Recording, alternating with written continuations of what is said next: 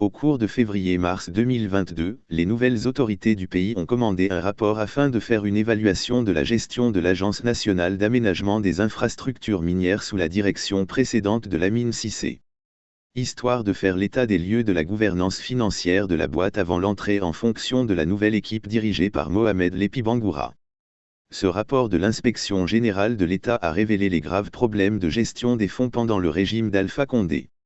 Selon le rapport, au cours des 7 dernières années du président Alpha Condé, il y a eu des détournements de fonds à l'ANEM, notamment des surfacturations, des marchés fictifs et des dépenses non justifiées.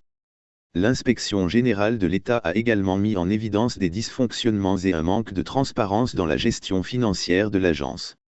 L'opacité dénoncée par l'IGE concernait notamment les revenus générés par les loyers, conformément à l'accord de concession entre l'ANEM et la Compagnie des Bauxite de Guinée.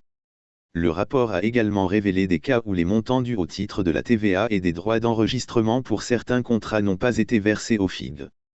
Cette évasion fiscale est évaluée par l'IGE à hauteur de 66 milliards de francs guinéens.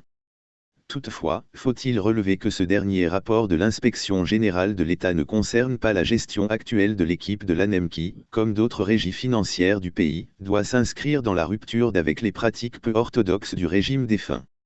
Elle se doit être donc plus vertueuse, transparente et rigoureuse.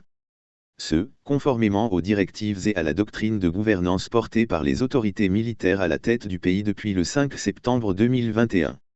Sous la houlette du président de la transition, le colonel Mamadi Doumbouya, la nouvelle écurie dirigeante de l'ANEM avec le leadership de Mohamed Lepi Bangoura et contrairement à ce que disent certaines infox, continue faire sienne cette gouvernance de la refondation de l'État guinéen depuis plus d'un an. Ils sont aujourd'hui engagés sur tous les fronts pour redorer le blason de l'Agence nationale d'aménagement des infrastructures minières. Mieux, pour booster les recettes, l'assiette financière de l'État.